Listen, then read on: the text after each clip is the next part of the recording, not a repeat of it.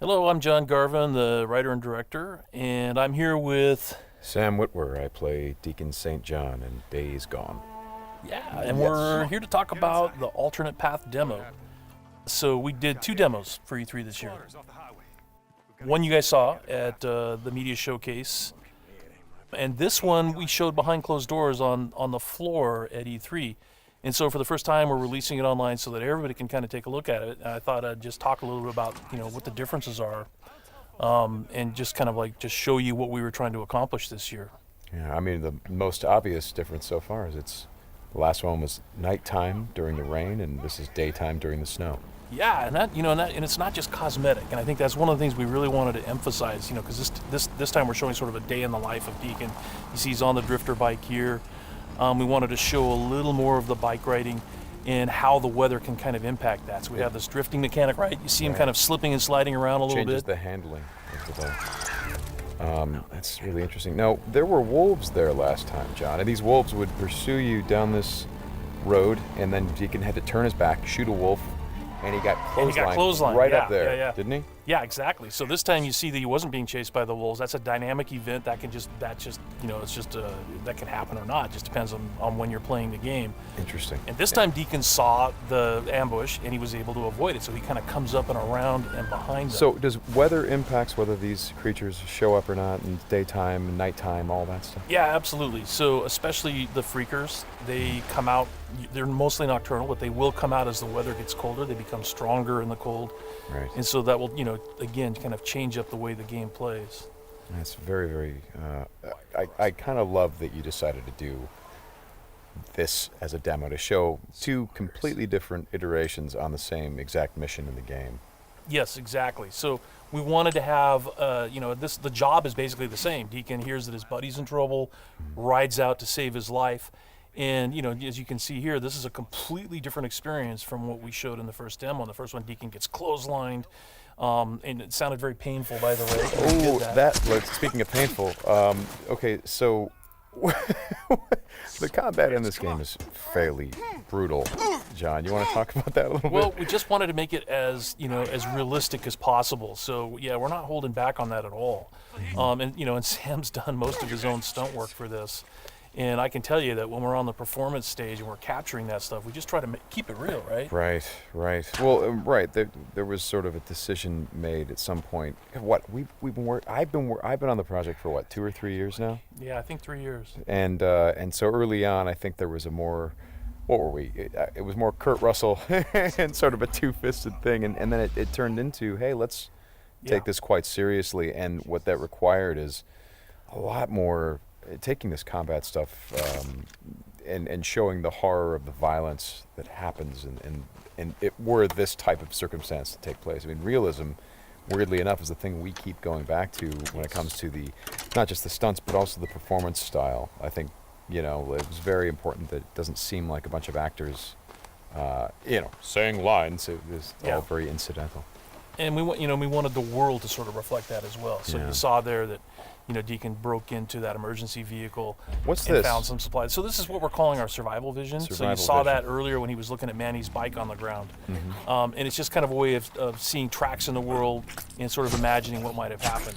Mm-hmm. And here I just wanted to point out that you're seeing in this part of the demo that there are freakers there. There weren't there before because it wasn't snowing. It was, and it was getting lighter out. It wasn't getting darker like it is.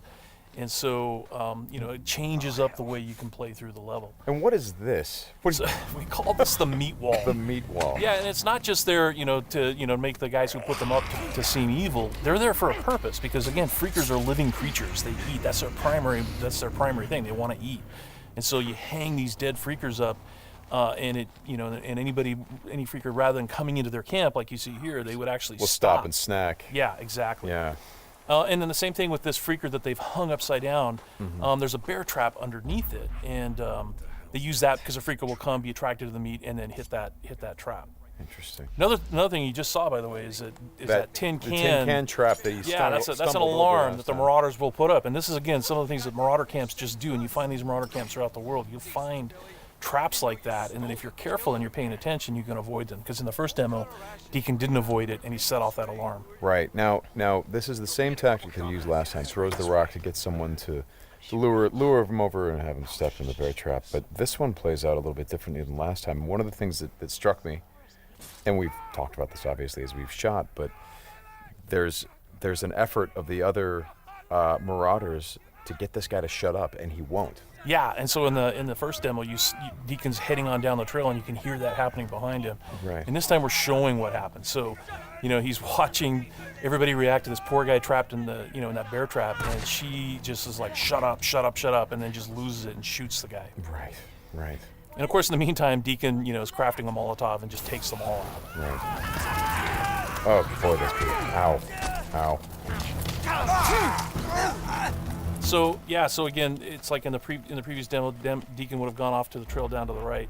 This time he's going to head this way. He follows the tracks, and comes under a sniper attack. Now let me ask you something about the survival. Okay, there's a sniper attack coming, but the survival vision is, if you don't say upgrade your survival vision, can you miss clues? I mean, are there things that you would get if you upgraded your survival vision that would help you complete the mission better? Exactly, and you have to, we have a whole skill tree, and it's all tied to the experience that you can earn as you're just playing through the game, and then you can upgrade those things. What's happening here? We got a freaker tied to a tree.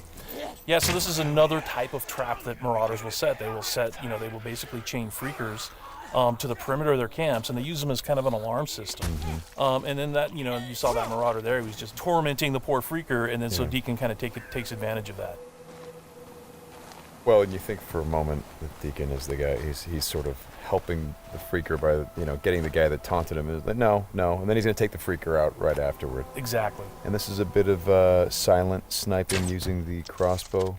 Yeah, so this whole sequence at the end plays out very differently. In the first demo, you saw Deacon use a swarm. He weaponized a swarm, lured them into the camp, and then they kind of did the work for him. There's no swarm in this run-through. Right. So the player really has to go in and use what we're calling our strategic sandbox combat, and that's just, stealth mechanics and setting and using traps, whole arsenal of weapons. You see there's a variety of weapons that Deacon's going to use through this, including the crossbow. He crafts his own bolts.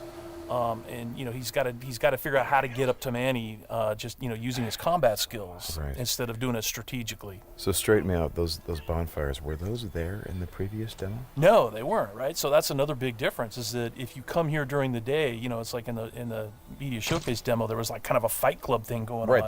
They were punching each other, and everybody was just sort of getting into it. Nobody's really paying attention to what's going on. Yeah. And now it's getting dark and it's cold out. So they've built these bonfires. So. And again, it's not just a cosmetic change in the way the... Well, it's cold, right? Yeah, it's because it's cold. They have to build some... So it changes the way the Marauders behave in the level. Mm-hmm. Well, that's very... Again, this is part of the reason why I love that you did this as a demo, because the behavior of all of these things, not just the freakers, but the Marauders, everything, there's a logic to it. You can track why they're doing the things that they're doing. And you can use it to your advantage in the gameplay. That's kind of what I like about this so much. And that's really what we wanted to showcase this year, is that it's an open world game, and everything you see around here. And again, we're only playing this two different ways. You saw that waterfall way up there off in the distance. There's a bridge that goes in front of that. If you had a sniper rifle and enough ammunition, you could have driven your bike all the way up there. There's trails that go all the way up there, and you could have used your sniper rifle to take out this entire camp, because it would have taken them a while to figure out where the shots were coming from and to get to you. So, that's a different way to play it. There's another way to play it, by the way, where you could have just stealthed in through the entire camp if you had the skills to do it.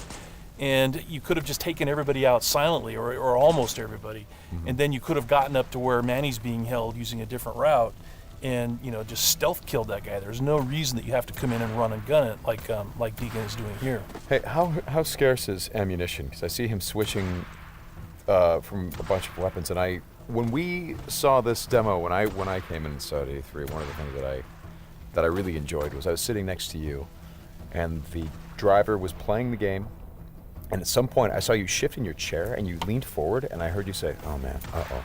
And I'm like, whoa, what's going on? He's like, he's going to get killed. I'm like, whoa, oh. And I leaned forward. I was like, oh, I guess there's some real danger. And one of the things was that he was running out of ammunition. And he was trying to go pick up ammo from the dead he was looking for Marauders. ammo, But But he I've was seen, under fire. so when we were at E3, we had a whole team with us, and everybody played it slightly differently. So it just shows you that it's not scripted at all. Yeah. And then this Rager Bear. Oh yeah, boy. the infected bear. The infected bear. That's, yeah. That's not what you want to see. Well, we thought that would be a good way to end the demo, is to show that it's just one, for Deacon's Life. It's just one darn thing after another. Yeah. Right? You're going to save your buddy.